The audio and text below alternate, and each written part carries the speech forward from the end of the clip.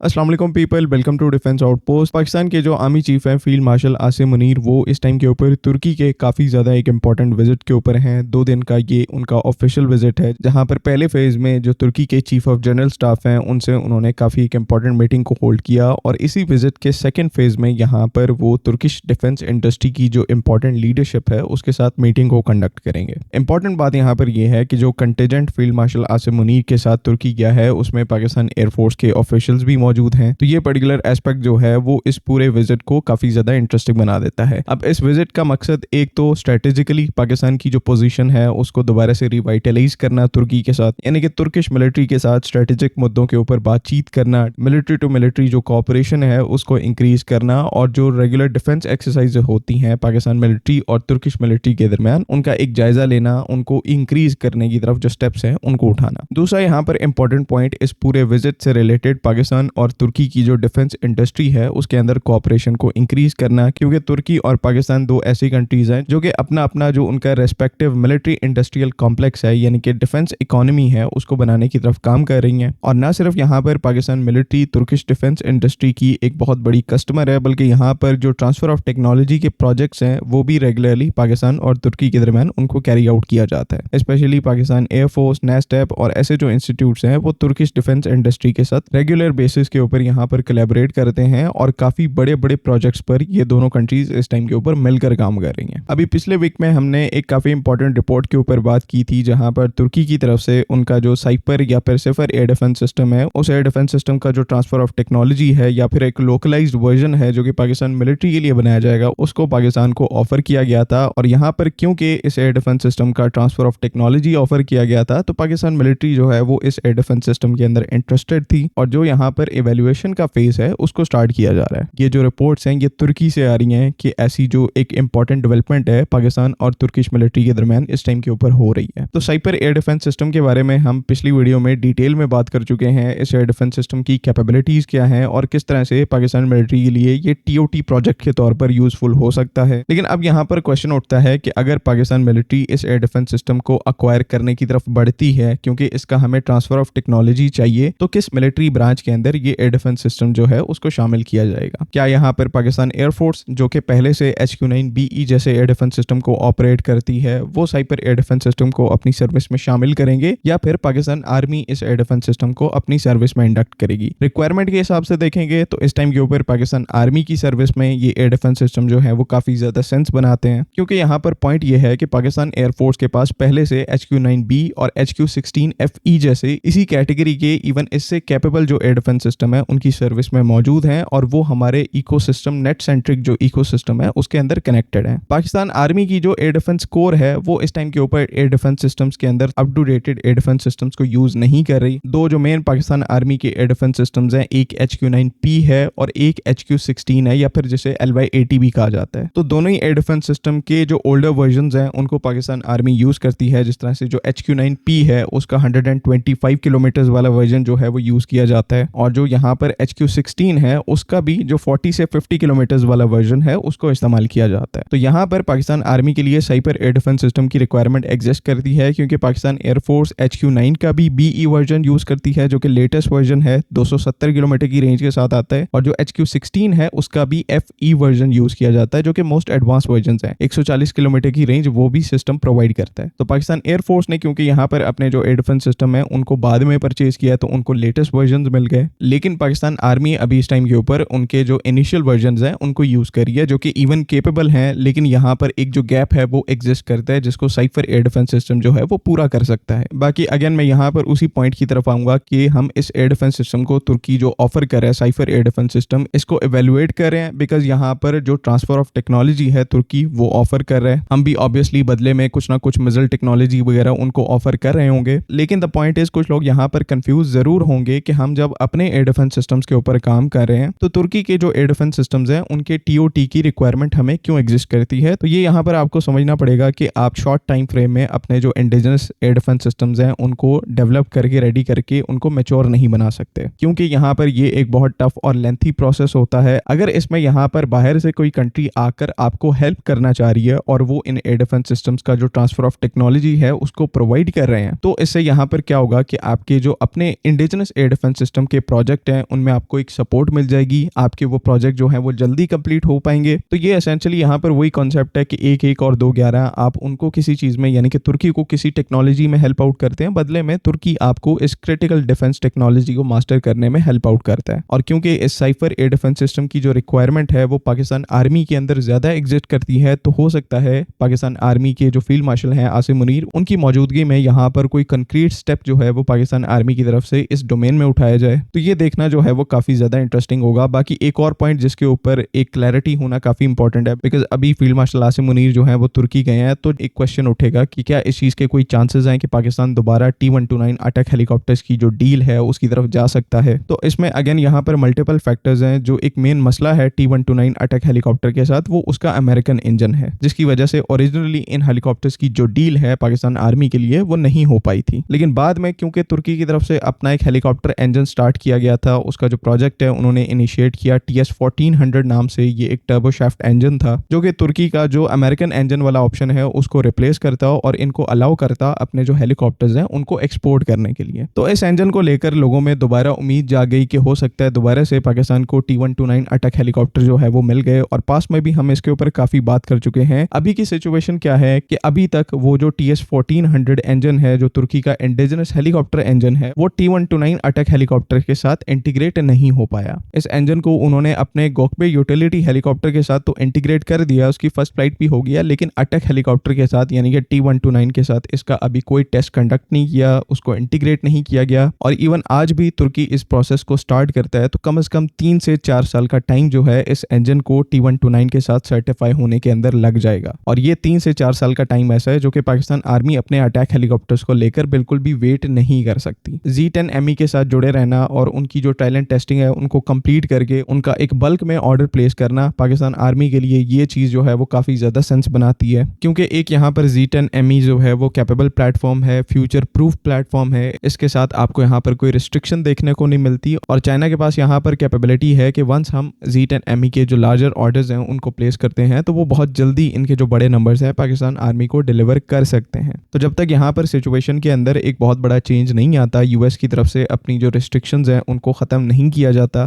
तब तक हमारे लिए जो ऑप्शन है वो Z-10ME है और उसी के साथ हम फ्यूचर में आगे बढ़ेंगे। आई होप कि तमाम चीज़ें यहाँ पर क्लियर हैं। आपका क्या ओपिनियन है काइंडली उसको कमेंट्स में ज़रूर लिखें। बाकी अगली वीडियो तक के लिए अल्लाह हाफ़िज़। पाकिस्तान जिंदाबाद।